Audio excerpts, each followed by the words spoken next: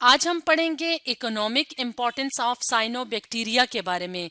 यानी साइनोबैक्टीरिया जो ऑर्गेनिजम्स हैं, इसकी इकोनॉमी में यानी किसी भी कंट्री की इकोनॉमी में इसकी क्या इम्पोर्टेंस है, यानी इसके क्या फायदे और नुकसानात होते हैं जो कि इकोनॉमी पे असर डालते हैं। अब अगर हम बात करें साइनोबैक्टीरिया की, तो साइनोबैक्टीरिया जिसे ब्लू ग्रीन एल्जी भी कहा जाता है, तो इसे ब्लू ग्रीन एल्जी क्यों कहा जाता है? क्योंकि इसमें ब्लूइश से कलर का पिगमेंट मौजूद होता है जिसको फाइकोसायानिन कहते हैं। इस पिगमेंट की मदद से फोटोसिंथेसिस के प्रोसेस में मदद मिलती है। यानी फोटोसिंथेसिस के प्रोसेस में जो लाइट कैप्चर होती है, तो ये पिगमेंट मदद देता है लाइट कैप्चर करने में। पिगमेंट क्या चीज होती है? जो चीज कलर देती है। तो अगर हम यहाँ पे इस डायग्राम की मदद से देखें, तो यहाँ पे साइनोबैक्टीरिया की स्पीशी है जो कि ग्रीनिश कलर की नजर आ रही है। इस बात का क्या मतलब है कि ये कौन से ऑर्गेनिजम्स होते हैं? फोटोसिंथेटिक ऑर्गेनिजम्स होते हैं।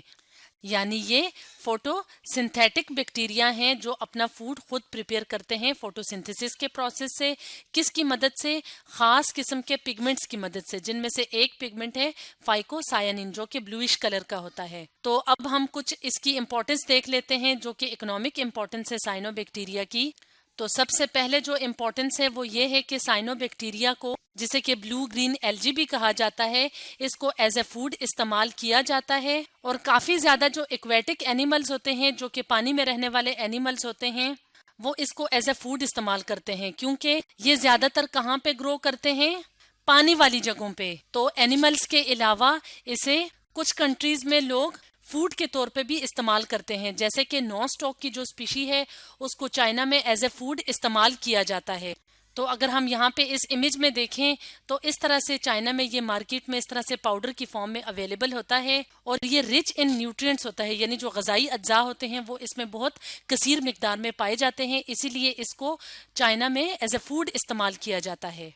इसके अलावा एक और स्पीशी है जिसका नाम है स्पाइरोलिना, जिसकी जो कल्टीवेशन है, यानी इसको खुद भी लगाया जा सकता है टैंक्स वगैरह में, और कुछ कंट्रीज में इसको कल्टीवेट किया जाता है ताकि इसको एज ए फूड इस्तेमाल किया जा सके। तो ये प्रोटीन रिच होते हैं। प्रोटीन रिच फूड सप्लीमेंट का क्या मतलब होता है?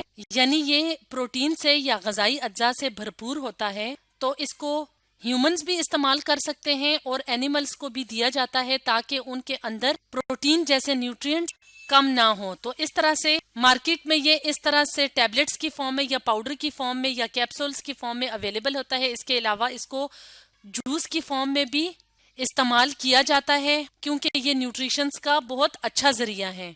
तो ये तो था साइनोबैक्टीरिया का इस्तेमाल as a food.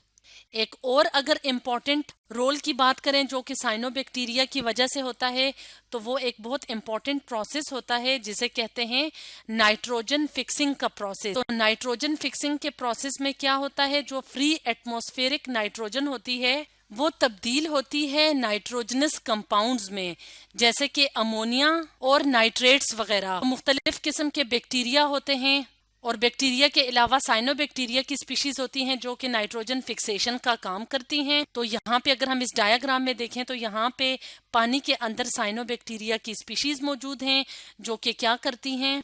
Free atmospheric nitrogen को तब्दील कर देती हैं नाइट्रोजन कंटेनिंग कंपाउंड्स। तो नाइट्रोजन फिक्सेशन क्यों जरूरी होती है? नाइट्रोजन फिक्सेशन इसलिए जरूरी होती है कि एटमॉस्फेयर में जो फ्री एटमॉस्फेरिक नाइट्रोजन होती है जो कि इस फॉर्म में अवेलेबल होती है, तो ऑर्गेनिजम्स इस फॉर्म में नाइट्रोजन को एब्जॉर्ब नहीं कर सकते, इसलिए इनका कंपाउंड्स में तब्दील होना जरूरी होता है। जब ये कंपाउंड्स में तब्दील हो जाते हैं, उसके बाद ये प्लांट्स वगैरह की बॉडी का हिस्सा बनते हैं, और यही नाइट्रोजन कंटेनिंग कंपाउंड होते हैं जो कि हमारी बॉडी के, यानी जो लिविंग ऑर्गेनिजम्स होते हैं उनकी बॉडी के इम्पोर्टेंट स्ट्रक्चरल कंपोनेंट्स वगैरह बनाते हैं, जैसे कि प्रोटीन्स हैं, अमाइनो एसिड्स वगैरह हैं। तो इसलिए नाइट्रोजन की फिक्सेशन बहुत जरूरी है।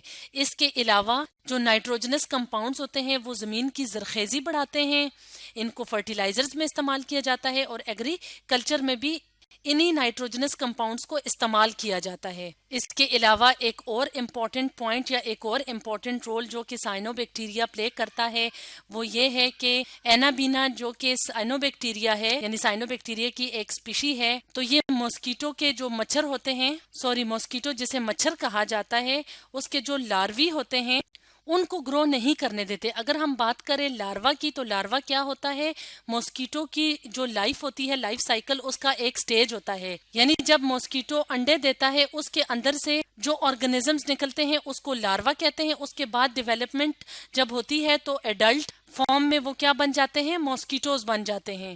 تو اینابینا کی اس کوالٹی کی وجہ سے اس کو گاؤں میں جو پونڈز ہوتے ہیں, جو تالاب وغیرہ ہوتے ہیں اور جو چاولوں کی فصلیں ہوتی ہیں, ان میں اینابینا کو اناکولیٹ کیا جاتا ہے, یعنی اینابینا کو ڈالا جاتا ہے تاکہ ان جگہوں پہ ماسکیٹوز جو ہیں وہ ڈیولپ نہ کر سکیں. تو ہم سب جانتے ہیں کہ ماسکیٹوز کیا ہوتے ہیں, مختلف بیماریوں کو کیری کرنے میں ماسکیٹو بہت امپورٹنٹ رول پلے کرتے ہیں. تو اس لیے اگر تالاب یا رائس فیلڈ میں اینابینا کی سپیشیز کو ڈال دیا جائے تو ماسکیٹوز اس جگہ پہ اس ایریا میں گرو نہیں کریں گے. تو اس طرح سے سائنو بیکٹیریا کا یہ بہت امپورٹنٹ رول ہے. تو یہ تو اکنامیکلی کچھ فائدے تھے, لیکن فائدوں کے ساتھ ساتھ نقصانات کا بھی جاننا ضروری ہے جو کہ سائنو بیکٹیریا کی وجہ سے ہوتے ہیں. تو اگر ہم بات اس کے ہارمفل ایفیکٹ کی تو یہ کیا پروڈیوس کرتے ہیں, واٹر بلومز.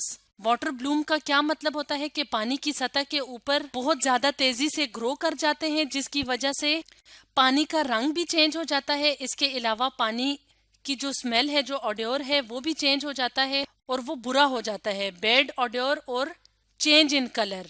تو اگر ہم یہاں پہ اس امیج میں دیکھیں تو یہاں پہ ایک واٹر باڈی ہے, یعنی پانی ہے جس کے اوپر سائنو بیکٹیریا بہت زیادہ گرو کر گیا ہے اور اس کی وجہ سے یہ پانی اپنی اصلی کلر میں نہیں رہا. تو اس طرح کا پانی جو ہے وہ اسمیلی بھی ہوتا ہے اور اس کا کلر بھی جو ہے وہ چینج ہو جاتا ہے. تو اس کا نقصان کیا ہوتا ہے, اس کا نقصان اگر ہم ہیومنز اس پانی کو استعمال کریں تو یہ نقصان دہ ہوگا, کیونکہ اب سائنو بیکٹیریا نے اس کے اندر ٹاکسنز یعنی زہریلا مواد پیدا کر لیا ہے, جو کہ نہ صرف ایکویٹک لائف یعنی جو پانی میں رہنے والی, اس پانی میں اگر کوئی آرگنزمز یعنی مچھلیاں وغیرہ رہتی ہیں یا کوئی اور ایکویٹک اینیملز رہتے ہیں تو یہ ان کے لیے بھی نقصان دہ ہے, ان کی بھی ڈیتھ بھی ہو سکتی ہے. اس کے علاوہ اگر اس پانی کو باقی کے اینیملز یا ہیومن بینگز استعمال کریں تو یہ ان کے لیے بھی نقصان دہ ہے. تو اس طرح سے اگر اتنا زیادہ جو پانی ہے, واٹر باڈیز جو ہیں وہ خراب ہو جاتی ہیں سائنو بیکٹیریا کی وجہ سے, تو اس وجہ سے بھی اکانومی پہ ایفیکٹ پڑتا ہے.